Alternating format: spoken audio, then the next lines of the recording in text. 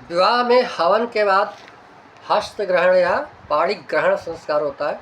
पाणिक ग्रहण संस्कार में हाथ पकड़ना। हाथ कैसे पकड़े? हवन के बाद, हवन करने के बाद वर आसन से उठकर पूर्वाभिमुख बैठे हुए वधू के सम्मुख पश्चिमाभिमुख खड़ा रहकर अपने बाम हस्त पे वधू का दाहिना हाथ चत्ता कर धर के ऊपर को उठाना और अपने दक्षिण हाथ से वधू की उठाए दक्षिण हस्तांजलि को अंगुष्ठ सहित मतलब अच्छी तरह से पकड़ने का है और मंत्र बोलना।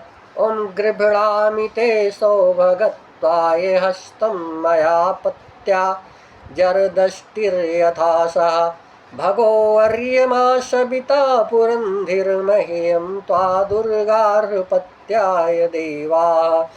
हे देवी, मैं ऐश्वर्य, सुसंतान आदि सौभाग्य की वृद्धि के लिए तेरे हाथ को ग्रहण करता हूँ। तो वृद्धावस्था तक मेरे साथ सुखपूर्वक रहे। संसार के उत्पादक और धारक प्रभु ने और सभा मंडप में बैठे हुए विद्वान लोगों ने तुम्हें गृहस्थाश्रम के लिए मुझे दिया है। दूसरा मंत्र, ओम भगस्ते हस्तमग्रभीत सविता हस्तमग्रभीत पत्नी त्वमसि धर्मिणाहं गृहपतिस्तव। हे प्रिय, ऐश्वर्य युक्त तथा धर्म मार्ग में प्रेरक, मैं तेरे हाथ को ग्रहण करता हूँ। तो धर्म से मेरी पत्नी है और मैं धर्म से तेरा गृहपति हूँ। धर्म से यानी धर्म पूर्वक अगर धर्म पत्नी या धर्मपति के रूप में अगर जीवन को निभाया जाए तो अच्छे से निभ सकता है। अगला मंत्र, ओम ममेयमस्तु पोख्या मह्यं त्वादात् बृहस्पतिः मया पत्या प्रजावती संजीव शरदः शतम्।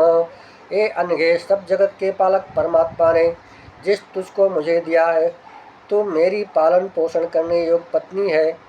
तो मुझ पति के साथ उत्तम संतान वाली होकर 100 वर्षों तक सुखपूर्वक जीवन धारण कर। अगले मंत्र में और भी ज़्यादा अच्छा भावना है, समझने की बात है। ओम त्वष्टावासो व्यधिचाक्षुभे कम बृहस्पते प्रशिखा कवीनां तेनैमां नारी सविता भगस्य सूर्याम्यो परिधत्तां प्रजया। हे वरान्य, प्रभु के रचे इस संसार में हम ज्ञानी जनों की भांति अपना जीवन व्यतीत करें। तो सुंदर वस्त्राभूषणों से अलंकृत होकर बादलों में चमकने वाली विद्युत के समान मेरे चित्त को प्रसन्न किया कर। परमात्मा तुझे प्रजा से युक्त करे। मैं सूर्य की किरणों के समान वस्त्र और आभूषण आज से तुझे सदा शोभित करूँगा। अगला मंत्र और भी ज़्यादा समझने के लायक है, उसको समझना और जिंदगी में उतारने की जरूरत है। ओम इंद्राग्नि द्यावा पृथिवी मातरिश्वामित्रा वरुणा भगो अश्विनो वा बृहस्पतिर्मरुतो ब्रह्म सोम इमां नारी प्रजया वर्धयन्तु। हे उपस्थित विद्वानों और मान्य संबंधियों, जैसे इंद्र और अग्नि, द्विलोक और भूमि, वायु, मित्र और वरुण, ऐश्वर्य, वैद्य और उपदेशक, बृहस्पति, मरुत, ब्रह्म, सोम, ये सब इस स्त्री को प्रजा से बढ़ाया करते हैं। वैसे हम दोनों मिलकर गृहस्थाश्रम के अभ्युदय को बढ़ाया करेंगे। अहम विश्यामि मयि रूपमस्या वेदिति पश्यन् मनसः कुलायां न स्तेयमद्मि मनसोदमुच्ये स्वयं श्रुतनानो वरुणस्य पाशान्। हे कल्याणी, मैं कुल की वृद्धि को देखता हुआ तेरे रूप को प्राप्त होता हूँ। तू भी प्रेम पूर्वक मुझ में प्राप्त होकर अनुकूल व्यवहार को प्राप्त हो। मैं मन से भी तेरे साथ चोरी को छोड़ता और किसी उत्तम पदार्थ का चोरी से भोग नहीं करूँगा।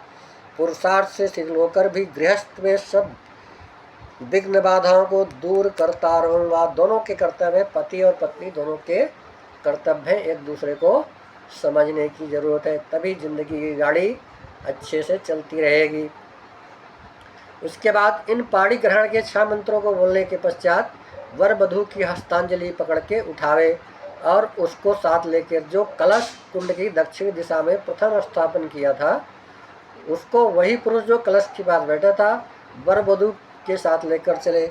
यज्ञ कुंड की दोनों प्रदक्षिणा करें और मंत्र बोले, ओम अमोहमस्मि सात्वगुं तमस्य मोहम साम अहस्मि रिक्तं द्योराहं पृथिवी त्वं तावेव विवहावहे सहरेतो दधावहे प्रजां प्रजनयावहे पुत्रान् विन्दावहे बहुन्ते सन्तु जर्दष्टयः सम्प्रियो रोचिष्णुषु मनस्सु मनस्यमानौ पश्येम शरदा शतं जीवेम शरदा शतः शतगुं शृणुयाम शरदा शतम्। ये बधू, जैसे मैं ज्ञानपूर्वक तेरे हाथ को ग्रहण कर रहा हूँ, वैसे तू ही ज्ञानपूर्वक मेरा हाथ ग्रहण कर। मैं सामवेद हूँ, तू ऋग्वेद है। तू पृथ्वी के समान है और मैं सूर्य के समान हूँ। हम दोनों प्रसन्नतापूर्वक विवाह करें, साथ मिलके वीर को धारण करें, उत्तम प्रजा को उत्पन्न करें और बहुत पुत्रों को प्राप्त हुए। वह पुत्र जरावस्था पर्यंत जीवन युक्त रहें, अच्छे प्रकार एक दूसरे से प्रसन्न, एक दूसरे में रुचि युक्त, शुभ मन वाले होकर 100 वर्षों तक एक दूसरे को प्रेम की दृष्टि से देखते रहें, 100 वर्ष पर्यंत आनंद से जीते रहें, 100 वर्ष पर्यंत प्रिय वचनों को सुनते रहें। उसके बाद जस्ट शिलारोहण का कार्यक्रम होता। शिलारोहण से भी आज जो तलाक का कागज़ लेके घूमते हैं या अलग होने के लिए व्यवहार करते हैं, एक्चुअली वैदिक विवाह में केवल जोड़ने की प्रक्रिया होती है, अलग करने का कोई प्रक्रिया नहीं होती है। तो शिलारोहण से बहुत कुछ सीखने को मिलता है। वर वधू जो शादी कर रहे हैं, करेंगे या जिन्होंने शादी कर लिया, उनको भी शिलारोहण कार्यक्रम से बहुत कुछ सीखना चाहिए। ओम आरोहे ममस्मानुमश्येव तगुं त्वागुं स्थिरावो अभितिष्ठ प्रत्ययन्तो बाधस्व प्रतनायतः।